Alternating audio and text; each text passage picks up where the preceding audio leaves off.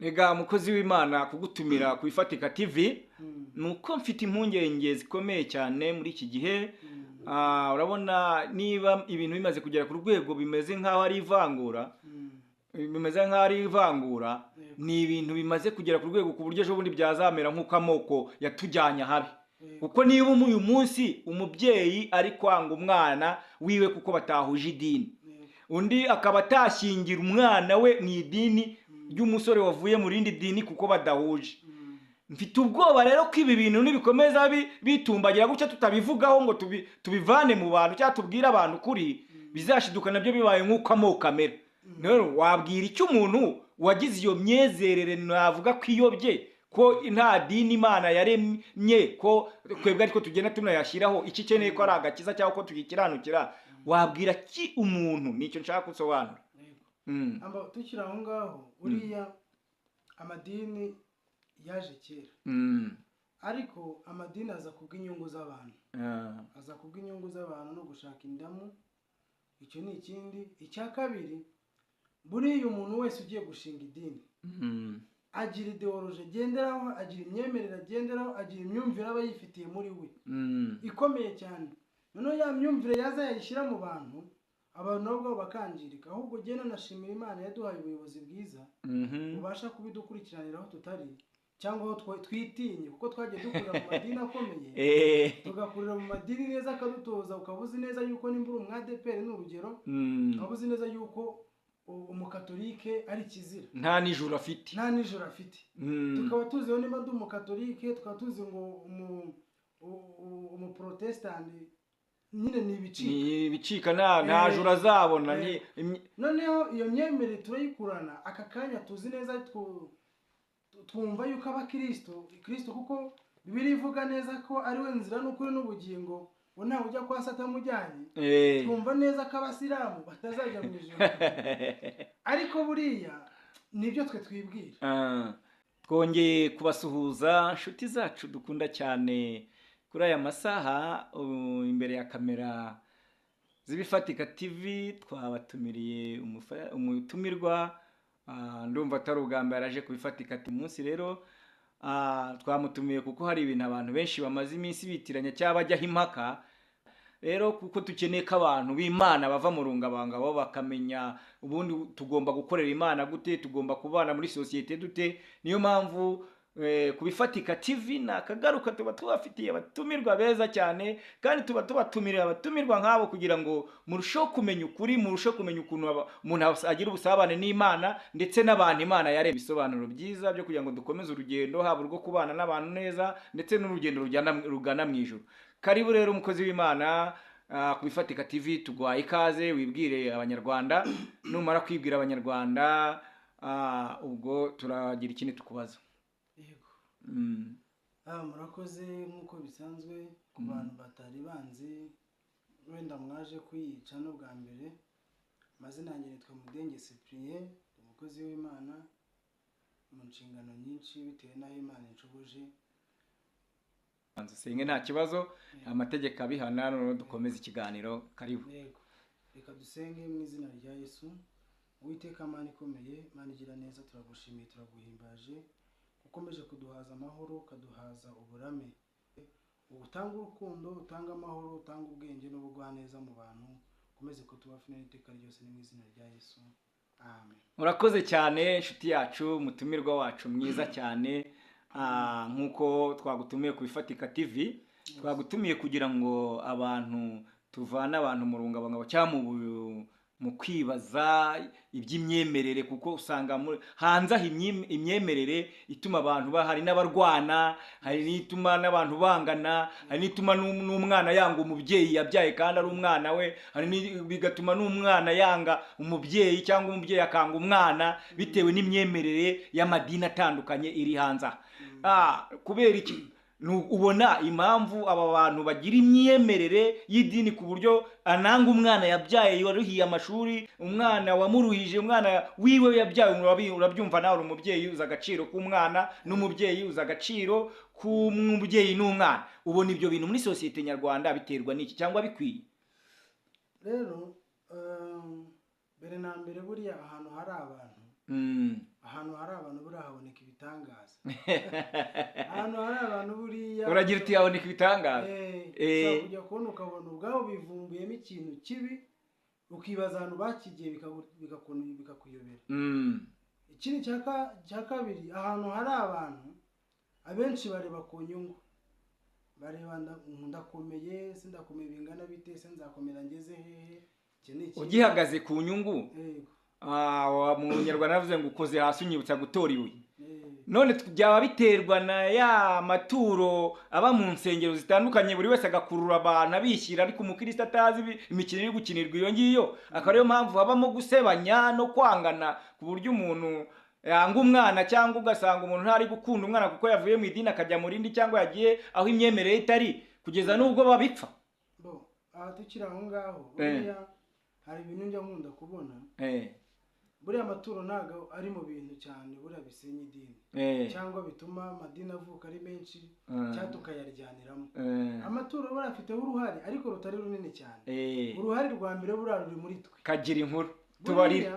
Buriya umuntu ahava akagera agira ikintu kibi kimugendamo. Umuntu ahava akagera agira ikintu cyo gushaka icyubahiro. Umuntu ahava akagera ashaka kumva nyine yahora arenze ku bandi, nyine ari nacyo cyubahiro nari mvuze, akumva yahora akomeye.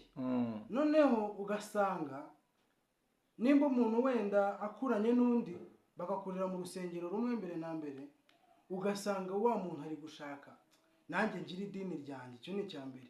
Icya kabiri, iyo tugarutse ku mafaranga, hari abantu benshi cyane babizi neza yuko hari ahantu mu madini harimo amafaranga. Ega mukozi w'Imana, kugutumira ku Ifatika TV nuko mfite impungenge zikomeye cyane muri iki gihe. Urabona niba ibintu bimaze kugera ku rwego bimeze nk'aho ari ivangura, ni ibintu bimaze kugera ku rwego ku buryo ejo bundi byazamera nk'uko amoko yatujyanye habi. Kuko niba uyu munsi umubyeyi ari kwanga umwana wiwe kuko batahuje idini, undi akaba atashyingira umwana we mu idini ry'umusore wavuye mu rindi dini kuko badahuje, mfite ubwoba rero ko ibi bintu nibikomeza bitumbagira gutya tutabivugaho ngo tubivane mu bantu cyangwa tubwire abantu kuri, bizashiduka nabyo bibaye nk'uko amoko amera. Rero wabwira icyo umuntu wagize iyo myezerere navuga ko iyobye, ko nta dini Imana yaremye, ko twebwe ariko tugenda tunayashyiraho iki keneye ko ari agakiza cyangwa ko tukikiranukira, wabwira ki umuntu? Nicyo nshaka gusobanura. Tukiri aho ngaho, uriya amadini yaje kera, ariko amadini aza kubw'inyungu z'abantu, no gushaka indamu. Icyo ni ikindi. Icya kabiri, buriya umuntu wese ugiye gushinga idini agira ideoloji agenderaho, agira imyemerere agenderaho, agira imyumvire aba yifitiye muri we ikomeye cyane. Noneho ya myumvire yaza yayishyira mu bantu, abantu nabo bakangirika. Ahubwo genda nashimira Imana yaduhaye ubuyobozi bwiza bubasha kubidukurikiranira aho tutari, cyangwa aho twitinye, kuko twagiye dukurira mu madini akomeye, tugakurira mu madini neza akadutoza. Ukaba uzi neza yuko nimba uri umwadeperi ni urugero, ukaba uzi neza yuko umukatolike ari kizira, nta nijoro afite. Tukaba tuziho nimba ndi umukatolike, tukaba tuzi ngo umuprotestani nyine ni ibicika nta joro azabona. Noneho iyo myemerere turayikurana, aka kanya tuzi neza twumva yuko abakristo, kuko Bibiliya ivuga neza ko ari we nzira n'ukuri n'ubugingo, ngo ntawe ujya kwa Satani amujyanye. Twumva neza ko abasilamu batazajya mu ijuru, ariko buriya nibyo twe twibwira. Kristo ubwo yagendaga mu nsengero, cyangwa ubwo yagendaga buriya Kristo ntigeze ashinga urusengero, ntigeze ashinga inzu ngo yivuga ngo uru urusengero rwanjye nzayobora ni izina ry'itorero iri n'iri. Reka data, itorero buriya ni rimwe. Itorero ni rimwe. Urusengero ni umutima wawe, ari nacyo kintu buriya Imana yabwiye Kayini imubwira ngo ibyaha bye tugiye ku muryango w'umutima, ariko n'ugomba kubikuraho akabyirukana. Iyo ukinguye umuryango wawe, Kristo aba muri wowe tayari, uba wamaze kugira muri wowe Kristo. Ntabwo bivuze ngo uriya muntu kuko asengera hariya ntabwo ari umuntu uzajya mu ijuru cyangwa ntasenga, ahubwo twebwe abantu bagiye babidushyiramo kubera inyungu ubwabo bashakaga. bivuze ngo abantu bari kugendera mu kigare bazize inyungu z'abantu. None ubona kugira ngo ibi bintu bisubire ku murongo, kuko hari abakobwa mu myaka yashize bagumirwaga kuko babonye umusore wo mu idini ritari iryabo bitewe n'imyigishirize bahawe nabo ndetse n'amayindi yabo ikabigiramo uruhare, ugasanga baragumiwe. Ibyo narabibonye njye, none wowe ubikubwira, ibyo narabibonye n'amaso yanjye. None ikindi negeze njya ahantu nsanga hari umukobwa muri aya madini, muri ayo bararifunze, muri aya madini twari dufite muri iki gihe ryo ryaranafunzwe burundu, sindi buvuga izina ryayo. Noneho nsanga nyine mubajije impamvu yavuye mu idini, arambwira iryo yari yavuyemo ari no kuryita abapagani. Mubajije ati se ko wavuye mu idini uri umukobwa kandi Imana yararemye umutware umufasha ugukwiriye, itararemye idini rigukwiriye, nugaruka kurambagizwa na wa musore wari mu dini wavuyemo, ntabwo uzamusanga yarahiye abigaragara ko ari ukuri kose. Mbese birya by'imvamutima, hari umuntu ukubwira ikintu ukabona ko ari imvamutima, bigaragaza ko kugira ngo asubire muri iryo dini yafata nashatse. None ibyo bintu dukomeze tubyubakireho.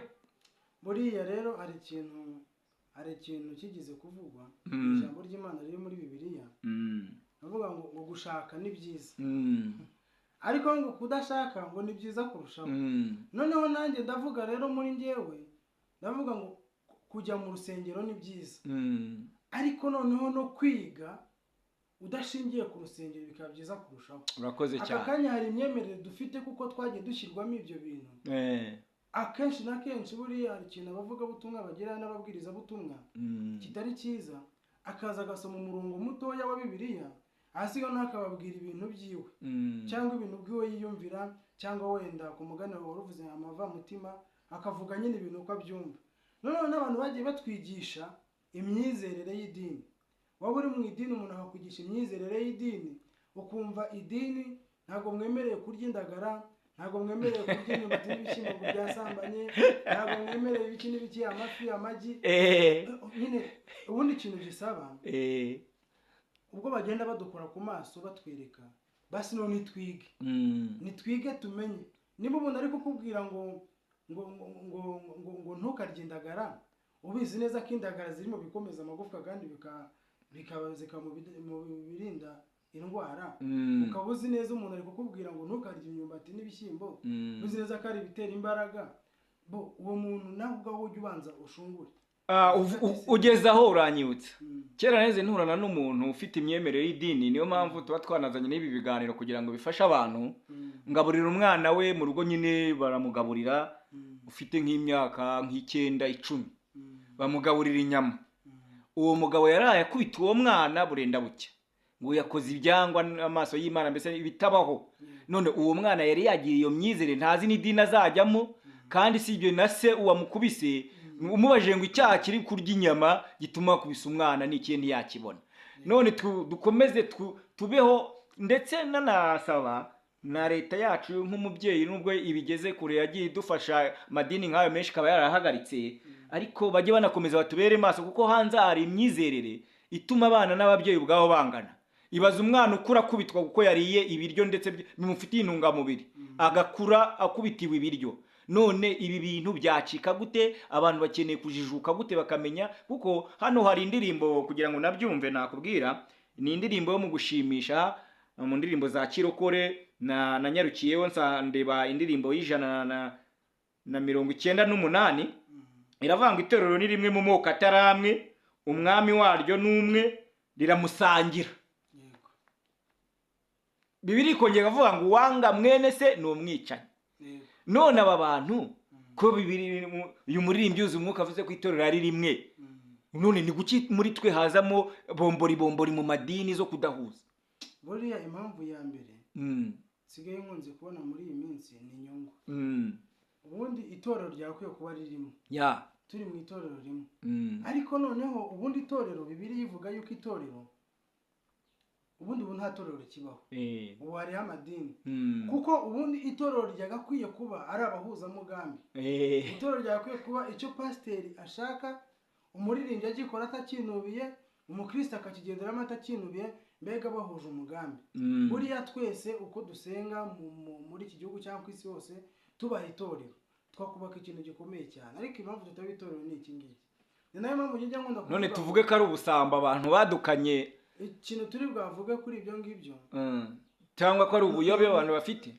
Mbere na mbere ntabwo ari ubuyobe, kuko buriya ngiye nshobora kuba nzi ikintu nkaza nkakuyobya, ariko kuko nzi ikintu ngushakaho. Yes, kuko nzi ikintu ngushakaho nkaza, kuko niba warahuye n'abatubuzi, hari ukuntu umutubuzi aza akakubwira ati rero wica muri iyi nzira hari imbere hari y'abambuzi, ariko nuca muri iyi ngiyi iyi nzira imeze neza, ariko abantu bose bari kwicira aha ngaha.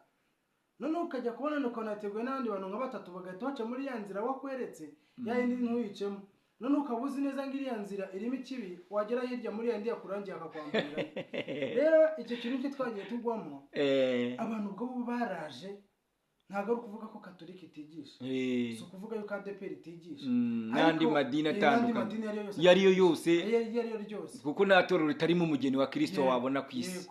Ariko ugasanga bitewe n'uko ngewe ngeze muri ADEPR, nkaba ngeze kuri level nzima, kandi nkaba mbona yuko pasiteri atakinyuze, kandi nkaba mbona yuko pasiteri asigaye ameze neza, abayeho neza kundusha, sinibuke neza yuko nyine afite icyo aheraho.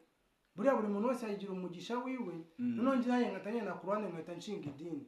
None se mukozi w'Imana, tubwire iki aba banyamadini atandukanye, kuko nta dini twagiye tuvuga, bafata hari igihe umuntu aza gusaba umukobwa wo mu itorero runaka cyangwa mu idini runaka, yamusaba aho kugira ngo bamushyigikire, kandi uwo muntu yatanze amaturo y'igihe kinini, yatanze imyanya bye wenda yo kuririmba aba muri izo korali zo muri iryo dini, yatanze amafaranga ye y'amaturo ye, noneho kuko abonye umugabo wo mu rindi dini cyangwa irindi torero, rigahita rimuhagarika rikanamuca, kandi byakagombye kumushyigikira nk'umuntu wakoreye Imana muri iryo dini, bakananezezwa yuko babonye undi muntu ugiye kubavugira ubaye ambasaderi muri iryo torero bagiyemo. Bagashaka ko uwo muntu adindirira muri iryo dini ngo yagize indi myize, ngo mbese ngo yagize imyemerere itariye cyangwa myizere itariyo, kandi yabonye umugabo, kandi Imana yaremye umugabo, ntabwo yigeze irema idini. Ukivuka iba yarakuremeye umugabo uzagushaka. Ashobora kuba mu bameto, ashobora kuba muri Anglikani, ashobora kuba muri Katolika, ashobora kuba ADEPR, ashobora kuba mu Basilamu, ashobora kuba mu idini etc. Noneho rero tubabwire icyo aba bantu babona umuntu abonye umutware cyangwa umugabo wo kumurambagiza, cyangwa se nawe ushobora no kugenda kubw'izindi mpamvu. Ni gute uca uwo muntu kandi afite n'imirimo myiza myinshi yakoreye ahiwanyu? Ibyo bintu nibyo ikintu mbona, nicyo cyane mu kanya nigize kukubwira ngo amafaranga agira uruhare, ariko n'icyubahiro kikagira uruhare. Uriya muntu wibuke neza ko yashyizeho imyizerere igomba kugenderwaho, hashyiraho gahunda y'itorero ryiwe. Impamvu rero wa mukobwa abona undi muhungu wo hanze yajya kumukunda bakamutenga cyangwa bakamwirukana, impamvu ni ukugira ngo bahagarare kuri cya cyubahiro cyabo, kuko nta zindi nyungu z'amafaranga ziba zirimo. Oya, ni ukugira ngo gusa bemeze neza abantu icyubahiro cyabo, avuga ati oya nanjye ndamwereka yuko aya mahame ari ay'ukuri kandi ari njye wayashyizeho, nyine kuko afite icyo avuga. Nta kindi kintu rero twababwira, bo ubwabo ni ukureba ngo ese ubundi hano hantu ndi ndabohotse, hano hantu ndi ibintu banyigisha byangeza ku iterambere. Yes, ubwo ngubu kano kanya hari tekinike zagirwaga n'abantu, abantu zose barabaye abatekamutwe. Uvuze iterambere, wihangane ko nguciye mu ijambo.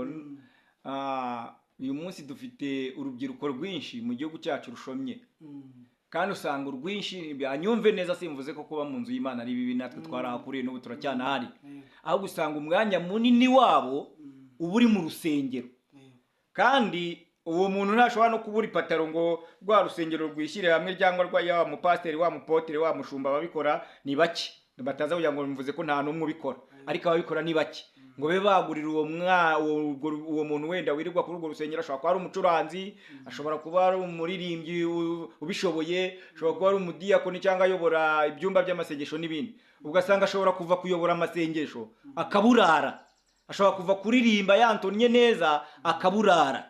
None izo nyungu ayo madini akomeza yunguka kandi zidasapotinga urubyiruko rwacu rushomye hanze aha.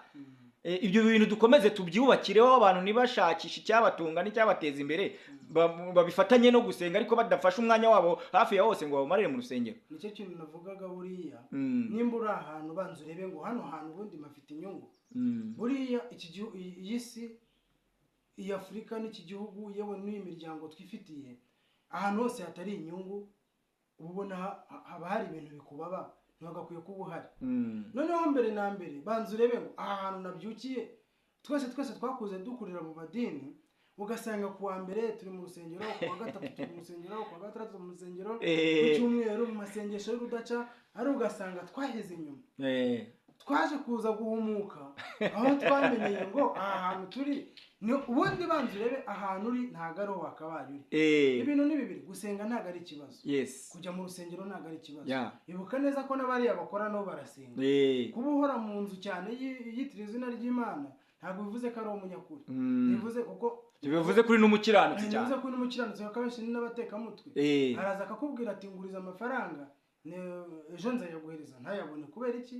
Nyine ntabwo yigize abona uko ajya gukora. Yego hari n'abajya gushaka akazi bakakabura, ariko ikintu nabwira abantu, mu nsengero ntitugabanye tuve mu nsengero, ahubwo tujye gushaka akazi, dusenge biri mu rugero, ariko dushake n'akazi. Urakoze cyane. Rumva nk'umutumirwa twatumiye, ndahamya kutavuze umurongo watuma abantu bemera niba ibintu turi kuvuga, niba ufite wawusoma kugira ngo abantu naguciye mu ijambo aribyo twavugaga kare. Buriya nta toro twakwiye gushingiraho, nta dini twakwiye gushingiraho, ahubwo twakwiye gushingira ku cyo tuvuga ngo ese Kristo aranyemera. Urakoze cyane. Ese iyo Mana n'amategeko yayo ndabyubahiriza, bigendera mu nzira nyayo. Urakoze cyane. Amajambo menshi tugenda tubona amahanga mu gitabo cya Bibiliya, ubwo Pawulo yari ari kubwira abantu bariremyemo ibice, bamwe bakaba bavuga ngo ni Abapolo, abandi ngo ni Abapolo, Kefa. Noneho abantu ubwabo bariremyemo ibice, ariko noneho yarababwiye ngo se uwa Polo ninde, uwa Polo ninde, n'uwa Kefa ninde? Ese bose Imana bakorera si imwe? Ese Imana yabibye imbuto muri bo ntago ari imwe?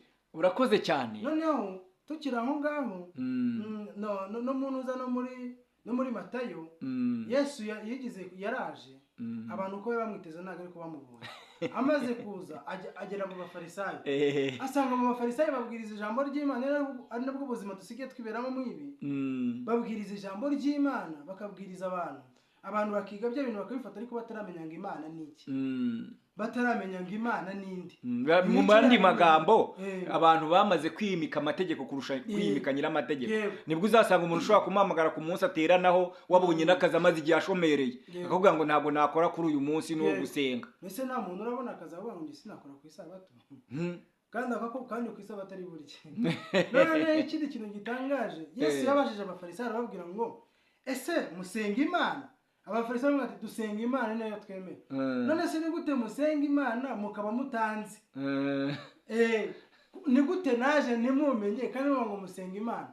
Noneho ku rindi jambo, turaza hano mu ijambo ry'Imana riranga mu rwandiko rwanditswe na Yohana, ubwo Yohana yari ari kubabwira ibya Antikristo ubwo izaza. Ariko ntabwo dusoma igice cyo, turasoma umurongo mugufiya ku bice byaho bibiri. Umurongo wa 20 avuga ngo nyamara mwebweho mwasizwe n'uwera kandi muzi byose, simbandikiye ko mutazi ukuri, ahubwo ni uko mukuzi, kandi kuko ari nta binyoma biva mu kuri. Ubyumve neza. Mbese umunyabinyoma ninde keretse uhakana ko Yesu atari Kristo? Urakoze cyane rero wasoboreza. Uri kumva? Noneho ngo uhakana data wa twese n'umwana we niwe Antikristo. Tugira aho ngaho rero hari ibintu dukunda kwibwira tuvuga bamwe barasenga, abantu ntibasenga, ariko noneho wowe uzi neza yuko uri mu bantu basenga, fata urutaro cyangwa intara ugushure abo bantu. Ijambo ry'Imana ngo tuzabamenyera ku mbuto bera, ariko si nkubwiye ngo aho hantu uri uba ariho wizirikira. Ahari hose wasenga, ahari hose wakorera Imana, cyane cyane yuko natwe twigira bere, usanga twe tubivanga. Ahubwo ikiza twakwiye kumenya yuko Kristo atari mu badive, Kristo atari mu badeperi, Kristo atari mu bayeberi, Kristo atari mu bakatolike, Kristo ari muri nge. Noneho yigize kuvuga ijambo, ari naryo tugize kubura buri ibihe bibi bikatubaho. ngo uri mu ijambo bita urukundo, nguguma mu rukundo abaza umwana ari we Kristo. Ikibazo twagize twebwe nta rukundo tukigira. Yes, nta rukundo tukigira. Jewe nsigaye nkuyobora, mwumva wowe kubona uboneka mu nzu y'Imana kuwa mbere, kuwa kabiri, kuwa gatatu, kuwa kane, kuwa gatanu, mpaka uhora uza mu marepetisiyo, uhora ukora buri kimwe cyose, mwumva nibwo giye binshimishije. Ariko sinibuke ngo ko natanze preza aho ngaho hakaba hari abantu baje bahansanga wenda bagatura cyangwa wenda bakamera neza, cyangwa wenda ukabwira ijambo ry'Imana bakabohoka. Ese wanje bimeze biti? Abantu benshi barakennye, barashize, mbega barahombye ibyo bari bafite kubera ibintu by'amadini. Nitureke kureba ku madini, ahubwo turebe ngo niki kintu Imana idushakaho. Noneho tukiri aho, urakoze cyane. Imana iguhe umugisha rwose kubw'ikiganiro cyiza turi gukorana. Niyo mpamvu muri iyi minsi hari igihe ujya kumva ngo leta yafunze umuntu, kuko ibi bintu byaje kuba mu bwesikoro bwinshi cyane. Rero nshuti yanjye cyangwa mwene data wowe wese uri kutwumva ku Bifatika TV, tuba twatumiye amatumirwa nk'aba kugira ngo mumenye ukuri kuba bature. Nta dini na rimwe njyana juru rihari. Twe kuzana ibintu bimeze nk'ibihumuro n'ibumanzi mu madini, twe kuzana ibintu bijya kumera nk'amoko y'abahutu n'abatutsi n'abatwa mu madini, dore ko u Rwanda rwanabivanyeho twabaye ndi umunyarwanda. Noneho amadini rero nayo nakore ndi umukristo. Amadini akwiye gukora ndi umukristo, apana kuvuga ngo kuko ari umukatolika si mugenzi wanjye, kuko yari umumetodiste si mugenzi wanjye, kuko yari runaka amadini ari muri iki gihugu ni menshi. Abantu baze twube umwe. Noneho cyane cyane ndavuga nko ku rubyiruko rw'igitsina gore rwo rujya rubihomberamo cyane, kuko abagira kuba afite iyo myumvire nawe iri hasi, n'abamuyoboye babimukangurira cyane, ugasanga yanze umugabo w'Imana yamugeneye. Ugasanga yanze umugabo Imana yamugeneye. Rero numva mu by'ukuri dukwiye kumenya gukorera Imana. Ni gute umuririmbyi yaririmbye ngo itorero ni rimwe mu moko ataramwe, mu madini ataramwe, ngo turiramusangira. Bagakwiye no kubaho bafite ikintu bita gutahiriza umugozi umwe. Gutahiriza umugozi umwe. Sinzi niba ari ikintu warenza kuri ibi.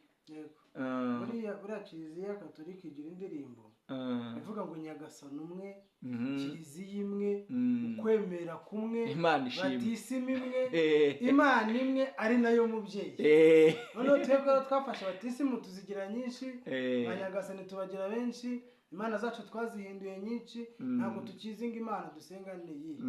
Yego, ntabwo tukizi ngo Imana dusenga ni iyihe.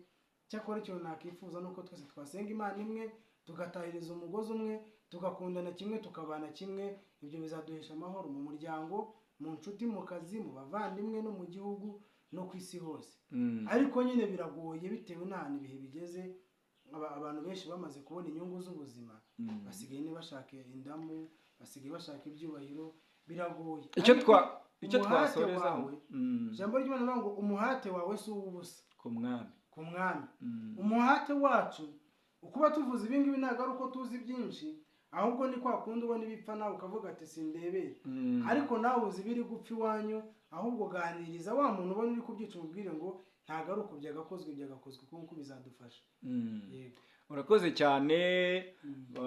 Rero urubyiruko rw'u Rwanda, bari n'abategarugori, abamama, abapapa, turabayinginze kugira ngo mumenye kuyoborwa na Kristo kurusha kuyoborwa n'amadini. Nicyo twabingingira. Kandi mugire urukundo nk'uko Imana idusaba urukundo.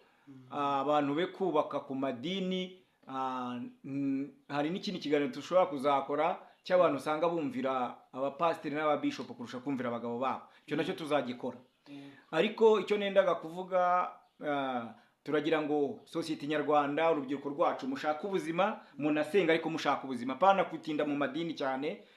Kandi nawe rubyiruko wabonye umugabo we kuwitwaza idini, kuko idini nta hantu rizakugeza. Idini nta n'idini ribi ririho keretse ritavuga Imana. Keretse rirya nyine ritavuga Imana, kandi nawe uburizi aranazwi, niba nahararazwi n'ibimenyetso byayo biba bigaragara. Ariko we kubona umutware, umugabo, umusore uje kurambagiza, ngo umubengere idini ni ibintu bisebeze. Nawe wa mubyeyi wewe kubuza umwana gushaka ngo ntiyashaka uwo mu idini muteye mudahuje kwemera. N'aya madini yamaze gufata ibintu by'ibiribwa akagira ibyo yeza ku buryo wenda wowe niba ushaka kubyeza nyine byeze, ariko umwana wawe afite amahitamo yiwe. We kumutwara nk'aho ari imbohe, unamukubitira ibyo yariye, unamubuza umugabo we w'urukundo rwe, kuko urugo rwe niruzamo amakimbirane wamuhaye yaguha urubyiruko muri kutwumva. Urugo rwawe niruzamo amakimbirane, iso yaguha kundishira umugabo udakunze, nyoko yagukundishira umugabo udakunze, intambara zo mu rugo niwe uzazirwana si so si na nyoko. Ndumva ari icyo twasorezaho, nawe niba ufite icyo warenzaho. Murakoze. Nanjye nshaka nanjye kurenzaho. Muri iyi jambo ry'Imana riravuga ngo ubuyobozi cyangwa ubutegetsi umuntu abuhabwa n'Uwiteka. Jambo ry'Imana rikavuga ngo mbere yo kubahiriza amategeko y'Imana tubanze twubahiriza ya leta. Yes. Mbere yo kubahiriza ya leta tubanze twubahiriza y'ababyeyi. Noneho ikintu nabwira uwo muntu, nta n'umuntu n'umwe ubundi ukwiye kuba yavuga ngo arakora ikintu kibi ngo wenda umwana azishakira ibyiwe. Ahubwo wowe muntu banza uhinduke. Umuntu wese sava akagira yahinduka. Uvugishije ukuri ni gute umuntu akubwira ngo gufata irangamuntu ngo ni icyaha ngo ni ikimenyetso ngo cyandikirize. Hari umuntu ubaho udafite ikimuranga. Usanga abaririmbyi bambara uniform bibagaragaza nk'abaririmbyi. Abapasiteri bambara utuntu hano, yes ntabwo nibuka ukuntu twitwa, ariko mbega bafite uburyo ki bambara. Umunyeshuri yambara isinye. Umuntu agomba kugira ikimuranga nyine nk'umuntu. Wowe ukavuga ngo icyo kintu ni kibi. Ese koko wavugishije ukuri wowe babibwiye urumva icyo kintu koko ari cyo? Ari ibintu dukwiye gushyiramo inyurabwenge. Nimba umuntu akubwiye ngo ibyo kurya bireke bino bireke ngo amagi ni mabi ngo inyama ni mbi, uzabaho urya iki se? Prince bifite inyungu mu mubiri. Yego. Noneho niba utarageze mu ishuri ariko urabizi ko kurya umubiri kugira ngo ugubwe neza ugomba kubona ibitera imbaraga. Yego. Ibitera imbaraga byubaka umubiri ndetse n'ibirinda indwara. Ko ari bitatu twabyize no mu ishuri. Kuko ariyo myumvire yawe ubigira ubwo wowe kubishyira no mu bana wabyaye. Wowe ku cyawe giturakuze wenda hari n'ibyo wariye kera, none se nk'umwana uvutse ubu akakuvukiraho ufite iyo myumvire, ni iki kizatera umubiri w'imbaraga? Ni iki kizarinda umubiri w'indwara? Ni iki mbese ni iki? Kandi ibintu byose ugiye kubimubuza we akiri muto, wewe wenda hari ibindi wabanje kurya urezwe n'ababyeyi utaragira iyo myumvire. Abo bantu ubona mwene abo bantu ni bayo. Uwo muntu ku ruhande rwanjye, ariko ku ruhande rwanjye namwita nk'umwicanyi. Kuko buri umurozi, hari umurozi utakuroga ngo upfe, akakuroga gake gake ukazashiduka warapfuye uhagaze. Rero umuntu wese ukubuza ibintu byakakugirira umumaro, ibyo kurya byakakubatse bikakugirira umumaro, uwo muntu ni mubi. Ikindi cya kabiri, nyine tureke kwitiranya abami. Tureke kwitiranya abami, tumenye ko Imana dusenga ari imwe, tumenye ko Kristo ari umwe, tumenye neza yuko agakiza kacu ari kamwe, ahubwo tubyubakiremo. Yesu buriya yaje arya, bavuga yuko ari umunyenda nini. Noneho ngo Pawulo we azatarya atananywa, baravuga ngo yahanzweho na dayimoni. Niyo mpamvu rero nyine ikintu yashatse kuvuga, twe turabyitiranye. Byakabaye iby'ukuri tubihindura ibinyoma, byakabaye ibinyoma tukabigira iby'ukuri. Niyo mpamvu runo rugabangabo turimo ruzakizwa n'Uwiteka. Urakoze cyane Sipiriye nk'umutumirwa twari twatumiye. Imana y'amahoro iguhe umugisha ku kiganiro cyiza uduhaye.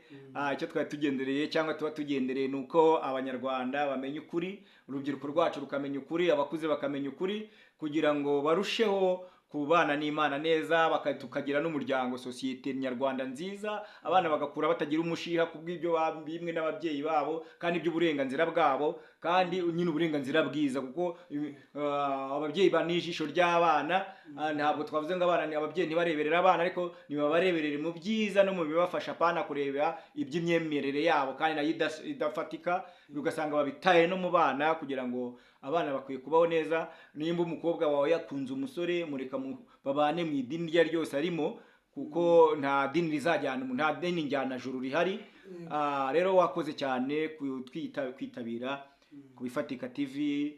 Imana y'amahoro iguhe umugisha. Ndumva wasoza tugasoza Imana y'amahoro iguhe umugisha, kandi tubabwira ko tubakunda, nakagaruka abatumirwa turabafite, ibyiza turabifite ku Bifatika TV. Mwebwe gusa mujye mwibuka gukora subscribe na share na like, ariko dufite ibyiza dufite n'abatumirwa beza ku Bifatika TV. Imana y'amahoro ibahe umugisha. Ngaho umutumirwa wacu Cyprien, sinzi niba ari ikintu wasorezaho tugasoza. Urakoze cyane. Icyo nsorezaho ni ukubasabira umugisha, kuko byanze bikunze iyo umuntu abonye YouTube channel igira content zijyanye n'iyobokamana, akarikurikira agakora subscribe, nawe aba ari umuntu ukoze ivugabutumwa. Ni ukuri. Iyo akoze share y'abakozi ivugabutumwa, ni ukuri kose pe. iyo akunze cya kintu bifasha na wa wundi nawe kuba yakiyubaka. Imana rero ibahereza umugisha. Njyewe nasoza nsengera bano bantu, yego nasoza nsengera bano bantu. Mana urakoze kuko wabanye natwe muri iki kiganiro, kandi ushimwe kuko wagumanye natwe. Ushimwe data kuko wakomeje no kuturinda, ukomeje kuduheza amahoro muri byose. Data rero usange buri umwe wese ureba kino kiganiro, usange buri umwe wese wumva ubutumwa akabasha kubusangiza n'abandi. Umwambike imbaraga kuko nawe ari mu murimo w'Imana nk'uko natwe turi mu murimo w'Imana. Ntabwo twifuza icyatujyana habi, nta nubwo twifuza icyatatanya abantu, ahubwo icyo twifuza ni uko ibintu byahinduka, tukongera tukaba umuntu umwe, tukongera tukagira urukundo, tukongera tugashyira hamwe, ibintu bigahinduka, tukongera tugakora umurimo wawe neza mu mahoro. Habwa icyubahiro data muri byose ukomeje kutugirira, kandi ukomeze kuturinda no kuturengera muri byose. Reka icyo cyo mu izina rya Yesu twizeye. Amen. Amen. Shalom, shalom, turabakunda. Amahoro y'Imana abane nawe.